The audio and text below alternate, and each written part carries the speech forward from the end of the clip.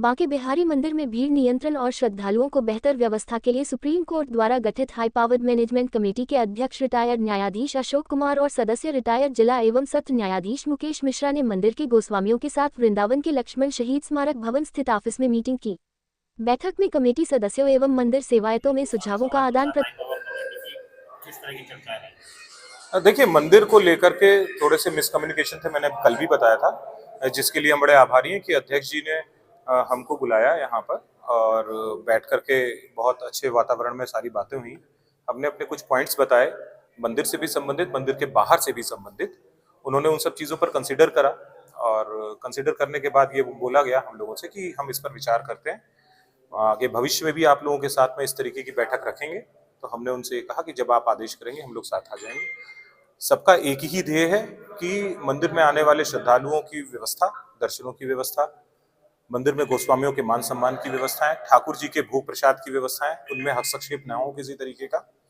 इसी क्रम में जो है आज की ये बैठक रही और जितना भी महसूस हो रहा है बात बहुत अच्छे से हुई, सारी चीज़ों को कंसीडर करा गया, लिखा गया है। अब भविष्य में देखते हैं कि इनमें कितनी चीज़ें जो हैं एप्लीकेबल होती हैं, कब होती हैं, कैसे होती हैं और फिर देखा जाए। साथ हाई पावर मैनेजमेंट कमेटी के क्या रहा? देखिए, अध्यक्ष जी के साथ हमारी बैठक थी। उन्होंने कल हम सबको निमंत्रण दिया था गोस्वामियों को और कहा था कि आके अपने सुझाव रखिए।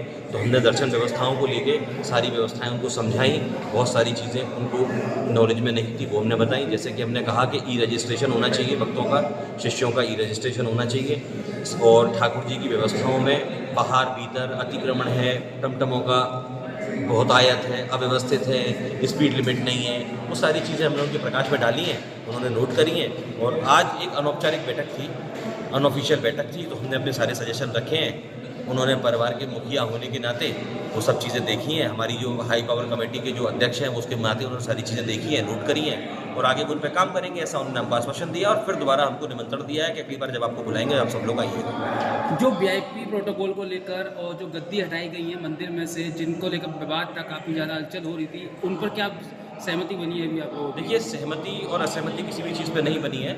आप ये समझिए, वीआईपी प्रोटोकॉल का अध्यक्ष जी का कहना ये है कि भाई बहुत सारे प्रोटोकॉल्स होते हैं जिनको हमको मानना होता है। मैंने हमारा भी स्वागत है, उस चीज़ का कोई दिक्कत नहीं है। मैं उस बात से, जो वीआईपीज हैं वो वीआईपी की तरह हैं, पर वो जो गोरख धंधा हो रहा है वीआईपीज के नाम पे, वो बंद होना चाहिए। उससे हमारे मंदिर की छवि खराब हो रही है। इसलिए उन्होंने कहा कि उस पर हम काम करेंगे और आगे उस पर विचार किया जाएगा। अभी तो आप लोगों की जो बैठक हुई है उस बैठक से आप लोग कितने संतुष्ट हैं? देखिए, हमने अपने सजेशन रखे हैं, किसी भी निष्कर्ष पे बैठक नहीं निकली है। अगली बैठक जब होगी उसके लिए हम आपको अवगत कराएंगे।